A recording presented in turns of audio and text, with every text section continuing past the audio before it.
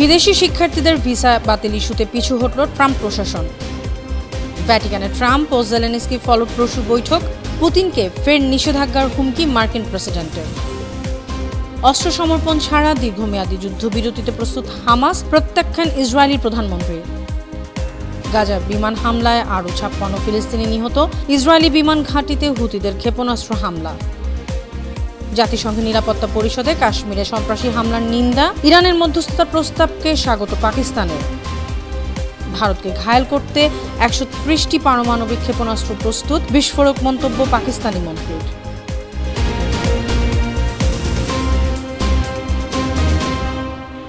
সুপ্রিয় দর্শক, উত্তর থেকে দক্ষিণ, পূর্ব থেকে পশ্চিম, বিশ্বজুড়ে প্রতিদিনের এমন বিভিন্ন খবর নিয়ে আমি অনন্যা চৈতি আছি আপনাদের সাথে।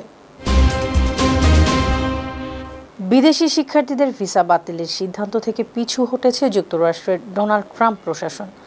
আকস্মিকভাবে শত শত শিক্ষার্থীর বৈধতা বাতিল করে দেশজুড়ে আতঙ্ক ছড়িয়ে পড়ায় এবং বিশ্ববিদ্যালয় ও কলেজগুলোর তীব্র বিরোধিতার মুখে এই সিদ্ধান্ত নেওয়া হয়। মার্কিন বিচার বিভাগের আইনজীবী এলিজাবেথ কার্লান ফেডারেল আদালতকে জানান, ভিসা বাতিলের আগে পর্যালোচনা করা হবে। এজন্য নতুন একটি পদ্ধতি তৈরি করছে ইমিগ্রেশন কর্তৃপক্ষ। ব্রিটিশ বার্তা সংস্থা রয়টার্সের প্রতিবেদনে বলা হয়, ২৮০টি বিশ্ববিদ্যালয়ের আনুমানিক ১,৮০০ শিক্ষার্থীর উপর ভিসা বাতিলের প্রভাব পড়েছে। ভিসা বাতিলের বিরুদ্ধে বিদেশি শিক্ষার্থীরা শতাধিক মামলা করেন। মামলার শুনানিতে বিচারক অ্যালিসন নাথান জানান, সরকার ও বিশ্ববিদ্যালয় ঐক্যমত্যে পৌঁছেছে এবং সরকার তাদের সিদ্ধান্ত বাতিল করতে সম্মত হয়েছে। ভ্যাটিকানে বৈঠক করেছেন মার্কিন প্রেসিডেন্ট ডোনাল্ড ট্রাম্প ও ইউক্রেনের প্রেসিডেন্ট ভলোদিমির জেলেনস্কি। তাদের এই বৈঠক খুবই ফলপ্রসূ হয়েছে বলে জানিয়েছেন হোয়াইট হাউসের এক কর্মকর্তা। গেল শনিবার এক প্রতিবেদনে এ তথ্য জানিয়েছে কাতার ভিত্তিক সংবাদ মাধ্যম আল জাজিরা। শনিবার পোপ ফ্রান্সিসের শেষকৃত্যে যোগ দিতে দুই নেতা ভ্যাটিকানে ছিলেন। এ সময় সেন্ট পিটার্স ব্যাসিলিকায় তারা প্রায় ১৫ মিনিট আলোচনা করেন। গেল ফেব্রুয়ারিতে হোয়াইট হাউসের ওভাল অফিসে উত্তেজনাপূর্ণ বৈঠকের পর এটি দুই নেতার মধ্যে প্রথম বৈঠক। ইউক্রেনের চলমান হামলা ও শান্তি প্রক্রিয়া বিলম্বিত হওয়ায় এবার রুশ প্রেসিডেন্ট ভ্লাদিমির পুতিনের বিরুদ্ধে ব্যাংকিং নিষেধাজ্ঞার মাধ্যমে ব্যবস্থা নিতে যাচ্ছে ডোনাল্ড ট্রাম্প প্রশাসন। মার্কিন প্রেসিডেন্ট ডোনাল্ড ট্রাম্পের ট্রুথ সোশ্যালে পোস্ট করা এক বার্তায় এ তথ্য জানা গেছে। ওই বার্তায় ট্রাম্প বলেন, সম্ভবত রাশিয়ার প্রেসিডেন্ট পুতিনকে ভিন্নভাবে মোকাবেলা করতে হতে পারে। ট্রাম্পের এই মন্তব্য এমন এক সময় এলো যখন ট্রাম্প এবং ইউক্রেনের প্রেসিডেন্ট ভলোদিমির জেলেনস্কি শনিবার রোমে পোপ ফ্রান্সিসের শেষকৃত্য অনুষ্ঠানের ফাঁকে বৈঠক করেন। গাজা উপত্যকায় ইসরায়েলের সঙ্গে দীর্ঘমেয়াদী যুদ্ধবিরতিতে প্রস্তুত রয়েছে ফিলিস্তিনের স্বাধীনতাকামী সশস্ত্র সংগঠন হামাস। তবে অস্ত্র সমর্পণে কোনোভাবেই রাজি নয় প্রতিরোধ যোদ্ধারা। যুদ্ধবিরতি আলোচনার জন্য মিশরের রাজধানী কায়রোতে মধ্যস্থতাকারীদের সঙ্গে সাক্ষাতে হামাস নেতারা একথা বলেন। ব্রিটিশ বার্তা সংস্থা রয়টার্সের প্রতিবেদনে বলা হয়, যুদ্ধের অবসান, গাজার পুনর্গঠন, ইসরায়েলি বন্দী ফিলিস্তিনিদের মুক্তি এবং গাজার সমস্ত জিম্মিদের মুক্তির বিনিময়ে ৫ থেকে ৭ বছরের যুদ্ধবিরতিতে রাজি হতে পারে হামাস। হামাস জানিয়েছে, যুদ্ধের অবসানের জন্য তারা যে কোনো গুরুতর প্রস্তাবের জন্য উন্মুক্ত। যুদ্ধবিরতিতে হামাসের অস্ত্র আলোচনার যোগ্য নয়। যতক্ষণ দখলদারিত্ব থাকবে ততক্ষণ অস্ত্র হামাসের হাতেই থাকবে।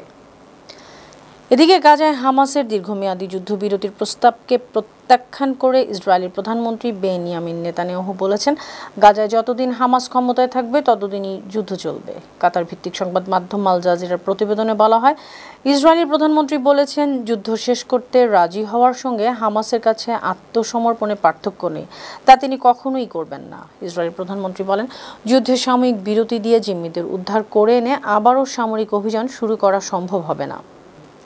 গাজা উপত্যকায় ইসরায়েলি হামলায় গেল ২৪ ঘণ্টায় আরও ৫৬ ফিলিস্তিনি আহত হয়েছেন আরও শতাধিক। এতে করে অবরুদ্ধ এই উপত্যকাটিতে নিহতের সংখ্যা ৫১,৫০০ জনে পৌঁছেছে। তুরস্কের সংবাদ মাধ্যম আনাদোলু এজেন্সির প্রতিবেদনে বলা হয়, শনিবার ভোর থেকে পরবর্তী ২৪ ঘণ্টায় ইসরায়েলি হামলায় এই হতাহতের ঘটনা ঘটে। প্রতিবেদনে আরও বলা হয়, গাজা উপত্যকায় ২০২৩ সালের অক্টোবর থেকে ইসরায়েলের গণহত্যামূলক আগ্রাসনে ভূখণ্ডটিতে মোট আহতের সংখ্যা ১,১৭,৫২৪ জনে পৌঁছেছে। এদিকে গাজার নিরস্ত্র ফিলিস্তিনিদের ওপর ইসরায়েলি বাহিনীর গণহত্যামূলক হামলার প্রতিবাদে ইসরায়েলের দক্ষিণাঞ্চলের একটি গুরুত্বপূর্ণ সামরিক ঘাঁটিতে হাইপারসনিক ক্ষেপণাস্ত্র হামলা চালিয়েছে ইয়েমেনের হুতি বিদ্রোহীরা। ইরানের সংবাদ মাধ্যম মেহের নিউজের প্রতিবেদনে বলা হয়েছে, ইয়েমেনি ক্ষেপণাস্ত্র ইউনিট ইসরায়েলের নেভাতিম বিমান ঘাঁটিতে সফলভাবে হামলা চালিয়েছে। এ হামলায় প্যালেস্টাইন 2 নামের হাইপারসনিক ব্যালিস্টিক ক্ষেপণাস্ত্র ব্যবহার করা হয়। ক্ষেপণাস্ত্রটি লক্ষ্যবস্তুতে সফলভাবে আঘাত হানতে সক্ষম হয় এবং ইসরায়েলের আকাশ প্রতিরক্ষা ব্যবস্থা তা প্রতিহত করতে ব্যর্থ হয়। ভারত শাসিত জম্মু ও কাশ্মীরের পেহেলগামী সন্ত্রাসী হামলার তীব্র নিন্দা জানিয়েছে জাতিসংঘের নিরাপত্তা পরিষদ। রোববার এক প্রতিবেদনে এ খবর দিয়েছে দ্য এক্সপ্রেস ট্রিবিউন।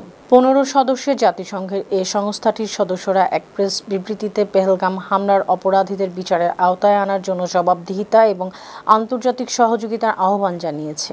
এদিকে ভারতের জম্মু কাশ্মীরের পেহেলগামী সন্ত্রাসী হামলায় সৃষ্ট পাকিস্তান ভারত উত্তেজনা নিরসনে ইরানের মধ্যস্থতার প্রস্তাবকে স্বাগত জানিয়েছেন পাকিস্তানের প্রধানমন্ত্রী শাহবাজ শরীফ। ইরানের রাষ্ট্রায়ত্ত সংবাদ সংস্থা IRNN এর বরাত দিয়ে এ খবর দিয়েছে পাকিস্তানের প্রভাবশালী সংবাদ মাধ্যম দ্য ডন। প্রতিবেদনে বলা হয়, শনিবার সন্ধ্যায় ইরানের প্রেসিডেন্ট মাসুদ পেজেশকিয়ানের সঙ্গে টেলিফোন আলাপে পাকিস্তান ভারত উত্তেজনা প্রশমিত করার জন্য ইরানের সহায়তার ইচ্ছাকে স্বাগত জানান শাহবাজ শরীফ। ভারতকে ঘায়েল করতে পারমাণবিক অস্ত্র বহনে সক্ষম শাহীন ও গজনবী সহ 130টি ক্ষেপণাস্ত্র প্রস্তুত করে রেখেছে পাকিস্তান। পেহেলগামে সন্ত্রাসী হামলার জেরে ভারত পাকিস্তানের মধ্যে চলা উত্তেজনাপূর্ণ অবস্থার মধ্যে এমনই বিস্ফোরক মন্তব্য করেছেন দেশটির রেলওয়ে মন্ত্রী হানিফ আব্বাসি। ভারতীয় সংবাদ মাধ্যম টাইমস অফ ইন্ডিয়ার এক প্রতিবেদনে বলা হয়, ভারত থেকে পাকিস্তানি দূতাবাসের সামরিক কর্মকর্তাদেরকে বহিষ্কারের মাধ্যমে দেশটির বিরুদ্ধে কূটনৈতিক ব্যবস্থা নেওয়ার পরিপ্রেক্ষিতে পাকিস্তানি রেলমন্ত্রী এমন মন্তব্য করেছেন। সুপ্রিয় দর্শক, এই ছিল আজকের বিশ্বজুড়ে প্রতিদিন এমন আরও নানা খবর নিয়ে আগামীকাল আবার আপনাদের সামনে হাজির হব। আপনাদের পরামর্শ মন্তব্য আমাদের আয়োজনকে আরও প্রাণবন্ত ও সৃজনশীল করে তুলতে পারে। সে পর্যন্ত ভালো থাকুন, সুস্থ থাকুন, বাংলা টিভির সঙ্গে থাকুন। আল্লাহ হাফেজ।